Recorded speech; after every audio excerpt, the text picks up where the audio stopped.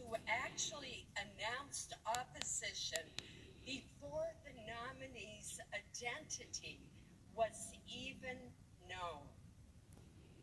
Since that time, we have seen special interest groups whip their followers into a frenzy by spreading misrepresentations and outright falsehoods about Judge Kavanaugh's judicial record.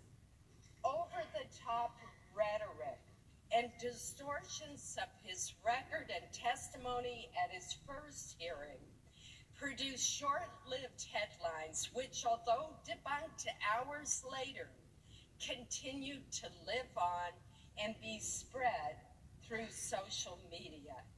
Interest groups have also spent an unprecedented amount of dark money opposing this nomination.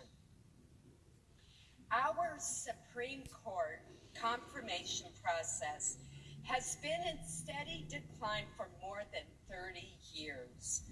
One can only hope that the Kavanaugh nomination is where the process has finally hit rock bottom. Against this backdrop, it is up to each individual senator to decide what the Constitution's advice and consent duty means. Informed by Alexander Hamilton's Federalist 76, I have interpreted this to mean that the president has broad discretion to consider a nominee's philosophy, whereas my duty as a senator is to focus on the nominee's qualifications as long as that nominee's philosophy is within the mainstream of judicial thought.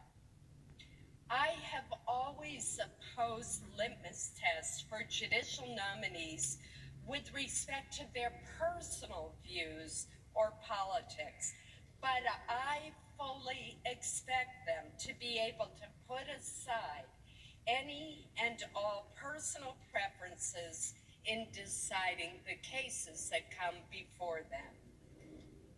I've never considered the president's identity or party when evaluating Supreme Court nominations. As a result, I voted in favor of Justices Roberts and Alito, who were nominated by President Bush, Justices Sotomayor and Kagan, who were nominated by President Obama, and Justice Gorsuch, who was nominated by President Trump. So I began my evaluation of Judge Kavanaugh's nomination by reviewing his 12-year record on the D.C. Circuit Court of Appeals, including his more than 300 opinions and his many speeches and law review articles. 19 attorneys, including lawyers from the nonpartisan Congressional Research Service, briefed me many times each week and assisted me in evaluating the judge's extensive record. I met with Judge Kavanaugh for more than 2 hours in my office. I listened carefully to the testimony at the committee hearings. I spoke with people who knew him personally, such as Condoleezza Rice and many others. And I talked with Judge Kavanaugh a second time by phone for another hour to ask him very specific additional questions. I also have met with thousands of my constituents, both advocates and many opponents, regarding Judge Kavanaugh. One concern that I frequently heard was that the judge would be likely to eliminate the Affordable Care Act's vital protections for people with pre-existing conditions. I disagree with this contention. In a dissent in Seven Sky v. Holder, Judge Kavanaugh rejected a challenge to the ACA on narrow procedural grounds, preserving the law in full. Many experts have said that his dissent informed Justice Roberts' opinion upholding the ACA at the Supreme Court. Furthermore, Judge Kavanaugh's approach toward the doctrine of severability is narrow. When a part of a statute is challenged on constitutional grounds, he has argued for severing the invalid clause as surgically as possible while allowing the overall law to remain intact. This was his approach in his dissent in a case that involved a challenge to the structure of the Consumer Financial Protection Bureau. In his dissent, Judge Kavanaugh argued for, quote, severing any problematic portions while leaving the remainder intact, end quote.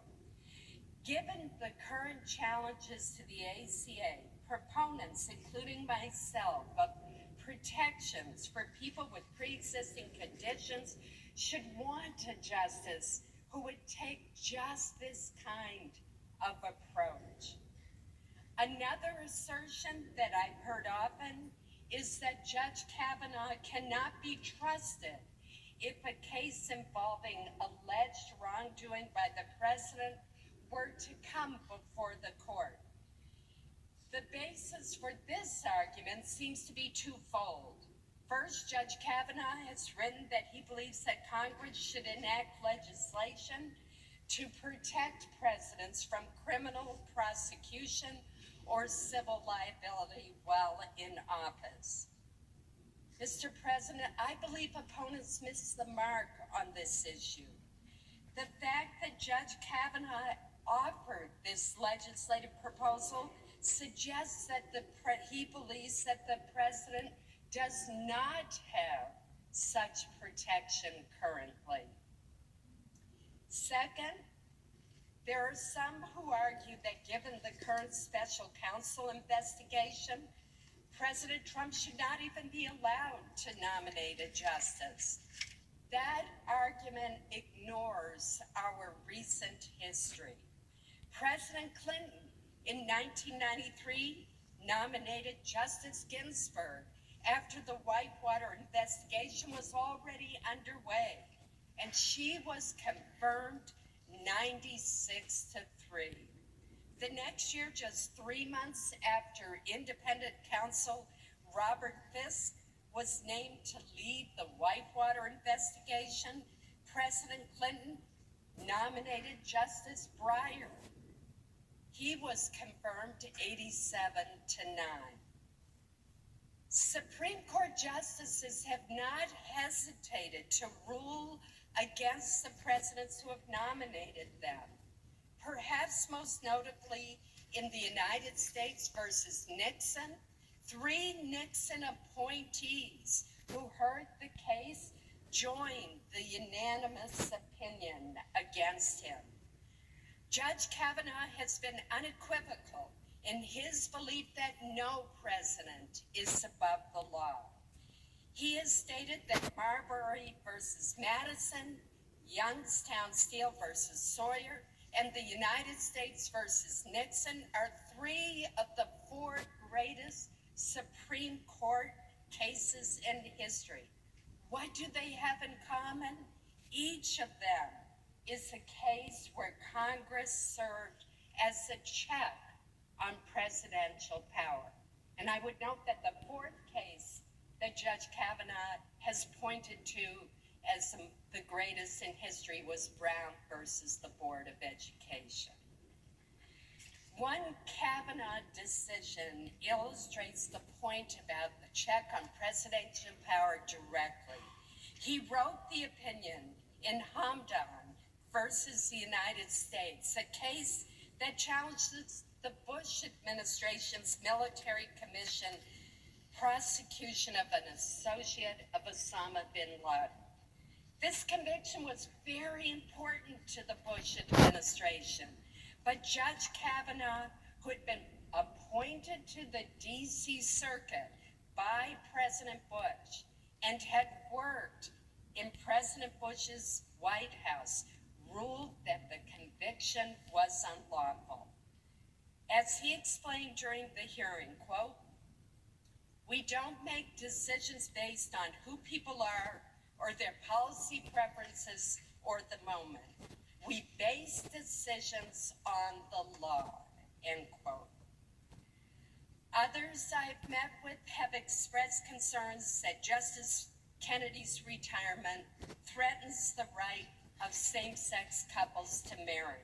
Yet Judge Kavanaugh described the Obergefell decision, which legalized same-gender marriages, as an important landmark precedent. He also cited Justice Kennedy's recent masterpiece cake shop opinion for the court's majority, stating that, quote, "The days of treating gay and lesbian Americans or gay and lesbian couples as second-class citizens who are inferior in dignity and worth are over in the Supreme Court," end quote. Others have suggested that the judge holds extreme views on birth control. In one case, Judge Kavanaugh incurred the disfavor of both sides of the political spectrum for seeking to ensure the availability of contraceptive services for women while minimizing the involvement of employers with religious objections. Although his critics frequently overlook this point, Judge Kavanaugh's dissent rejected arguments that the government did not have a compelling interest in facilitating access to contraception.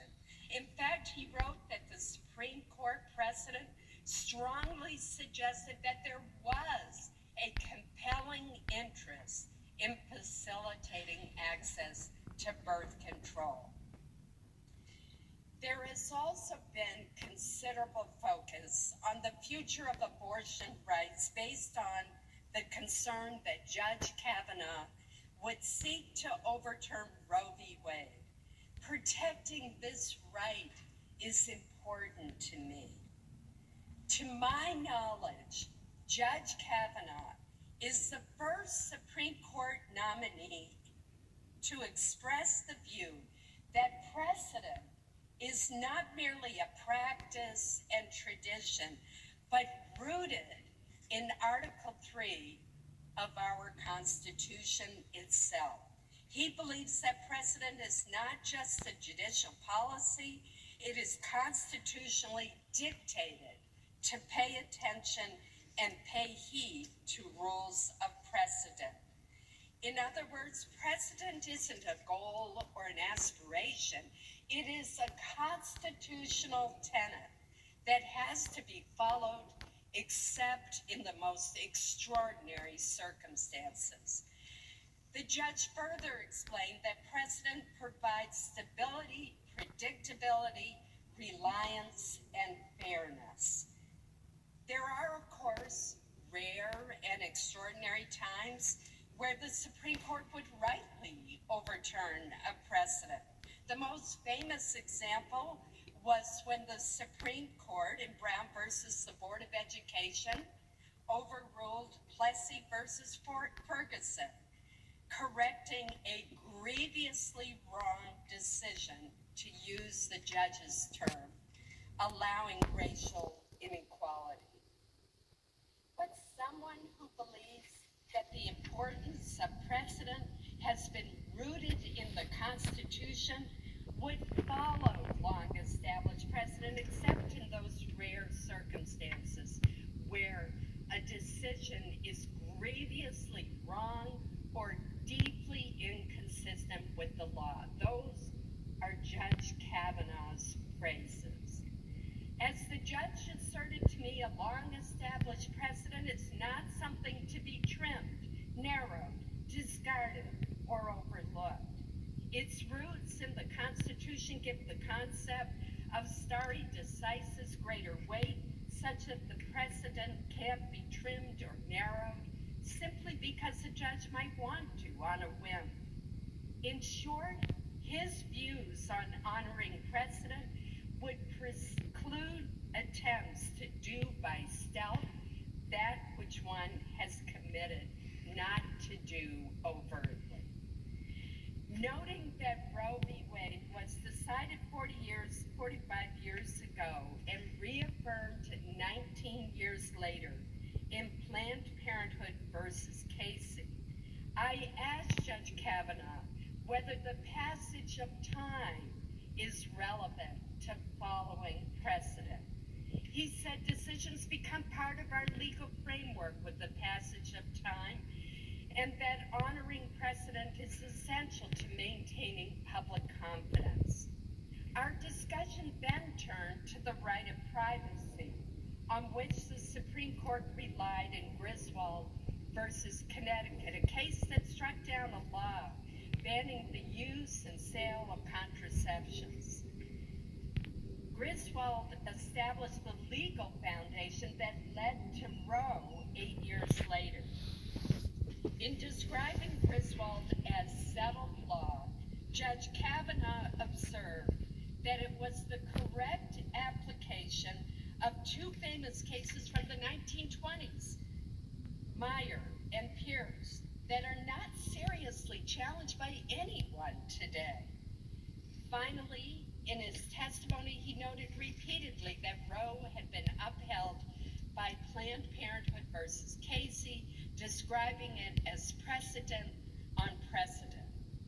When I asked him, would it be sufficient to overturn a long-established precedent if 5 current justices believed that it was wrongly decided? He emphatically said no. Opponents frequently cite then-candidate Donald Trump's campaign pledge to nominate only judges who would overturn Roe.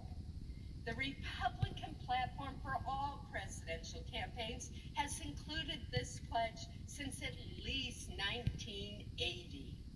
During this time, Republican presidents have appointed Justices O'Connor, Souter, and Kennedy to the Supreme Court. These are the very 3 justices, Republican president-appointed justices, who authored the Casey decision which reaffirmed Roe. Furthermore, pro-choice groups vigorously opposed each of these justices' nominations. Incredibly, they even circulated buttons with the slogan, "Stop Souter or women will die." Just 2 years later, Justice Souter co-authored the Casey opinion, reaffirming a woman's right to choose. Suffice it to say, prominent advocacy organizations have been wrong. These same interest groups have speculated that Judge Kavanaugh was selected to do the bidding of conservative ideologues despite his record of judicial independence. I asked the judge point blank whether he had made any commitments or pledges to anyone at the White House, to the Federalist Society, to any outside group on how he would decide cases. He unequivocally assured me that he had not. Judge Kavanaugh has received rave reviews for his 12-year track record as a judge, including for his judicial temperament. The American Bar Association gave him its highest possible rating. Its Standing Committee on the Federal Judiciary conducted an extraordinarily thorough assessment, soliciting input from almost 500 people, including his judicial colleagues. The ABA concluded that his integrity, judicial temperament, and professional competence met the highest standards. Lisa Black, who has argued more cases before the Supreme Court than any other woman in history, testified, quote, "By any objective measure, Judge Kavanaugh is clearly qualified to serve on the Supreme Court. His opinions are invariably thoughtful and fair." Ms. Blatt, who clerked for and is an ardent admirer of Justice Ginsburg, and who is, in her own words, an unapologetic defender of a woman's right to choose, says that Judge Kavanaugh fits within the mainstream of legal thought. She also observed that Judge Kavanaugh is remarkably committed to promoting women in the legal profession. That Judge Kavanaugh is more of a centrist than some of his critics maintain is reflected in the fact that he and Chief Judge Merrick Garland voted the same way in 93% of the cases that they heard together. Indeed, Chief Judge Garland joined in more than 96% of the majority opinions authored by Judge Kavanaugh, dissenting only once. Despite all this, after weeks of reviewing Judge Kavanaugh's record and listening to 32 hours of his testimony, the Senate's advice and consent role was thrown into a tailspin following the allegations of sexual assault by Professor Christine Blasey Ford. The confirmation process now involves evaluating whether or not Judge Kavanaugh committed sexual assault and lied about it to the Judiciary Committee. Some argue that because this is a lifetime appointment to our highest court, the public interest requires that doubts be resolved against the nominee. Others see the public interest as embodied in our long-established tradition of affording to those accused of misconduct a presumption of innocence. In cases in which the facts are unclear, they would argue that the question should be resolved in favor of the nominee. Mr. President, I understand both viewpoints. This debate is complicated further by the fact that the Senate confirmation process is not a trial. But certain fundamental legal principles about due process, the presumption of innocence, and fairness do bear on my thinking, and I cannot abandon them. In evaluating any given claim of misconduct, we will be ill-served in the long run if we abandon the presumption of innocence and fairness, tempting though it may be. We must always remember that it is when passions are most inflamed that fairness is most in jeopardy. The presumption of innocence is relevant to the advice and consent function when an accusation departs from a nominee's otherwise exemplary record. I worry that departing from this presumption could lead to a lack of public faith in the judiciary and would be hugely damaging to the confirmation process moving forward. Some of the allegations levied against Judge Kavanaugh illustrate why the presumption of innocence is so important. I am thinking in particular not of the allegations raised by Professor Ford, but of the allegation that when he was a teenager, Judge Kavanaugh drugged multiple girls and used their weakened state to facilitate gang rape. This outlandish allegation was put forth without any credible supporting evidence and simply parroted public statements of others. That such an allegation can find its way into the Supreme Court confirmation process is a stark reminder about why the presumption of innocence is so ingrained in our American consciousness. Mr. President, I listened carefully to Christine Blasey Ford's testimony before the Judiciary Committee. I found her testimony to be sincere, painful, and compelling. I believe that she is a survivor of a sexual assault and that this trauma has upended her life. Nevertheless, the 4 witnesses she named could not corroborate any of the events of that evening gathering where she says the assault occurred. None of the individuals Professor Ford says were at the party has any recollection at all of that night. Judge Kavanaugh forcefully denied the allegations under penalty of perjury. Mark Judge denied under penalty of felony that he had witnessed an assault.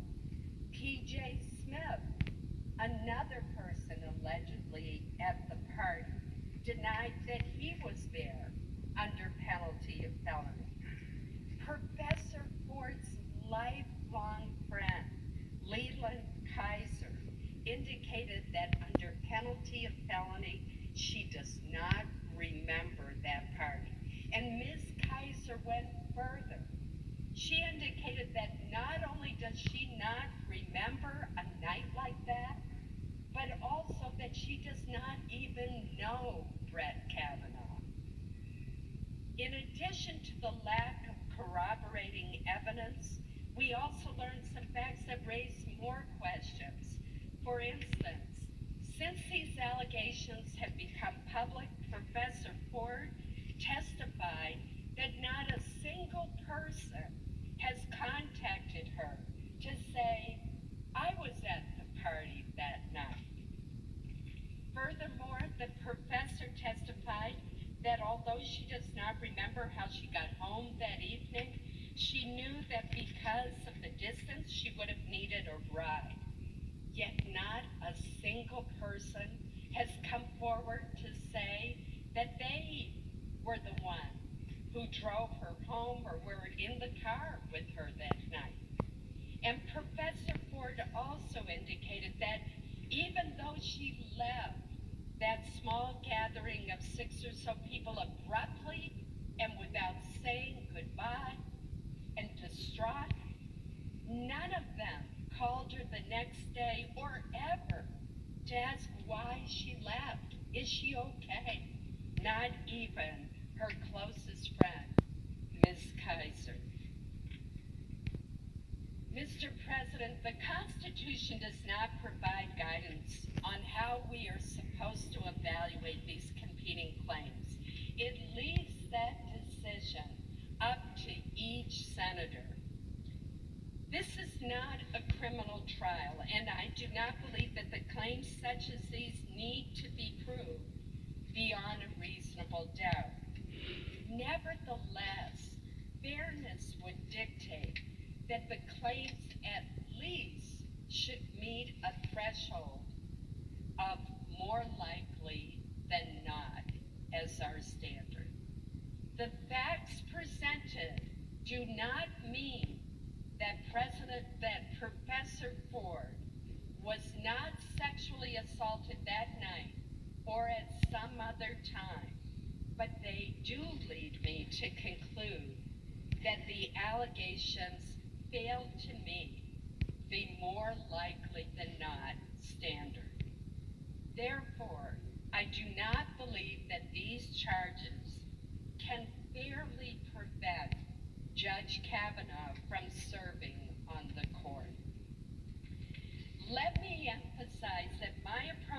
question should not be misconstrued as suggesting that unwanted sexual contact of any nature is not a serious problem in this country.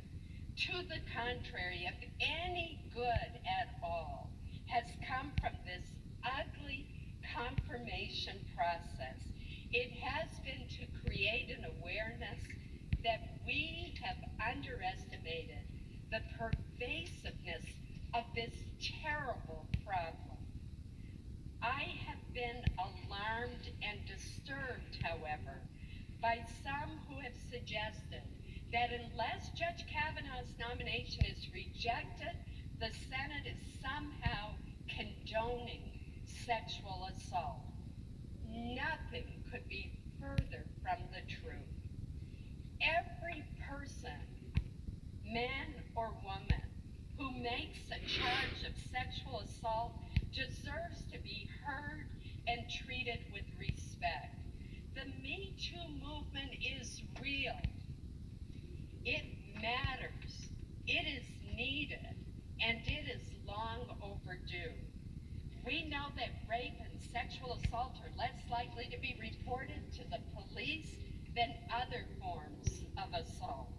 On average, an estimated 211,000 rapes and sexual assaults go unreported every year. We must listen to survivors, and every day we must seek to stop the criminal behavior that has hurt so many. We owe this to ourselves, our children, and generations to come. Since the hearing, I have listened to many survivors of sexual assault. Many were total strangers who told me their heart-wrenching stories for the first time in their lives. Some were friends that I had known for decades, yet with the exception of one woman who had confided in me years ago, I had no idea that they had been the victims of sexual attacks. I am grateful for their courage and their willingness to come forward, and I hope that in heightening public awareness, they have also lightened the burden that they have been quietly bearing for so many years. To them, I pledge to do all that I can to ensure that their daughters and granddaughters never share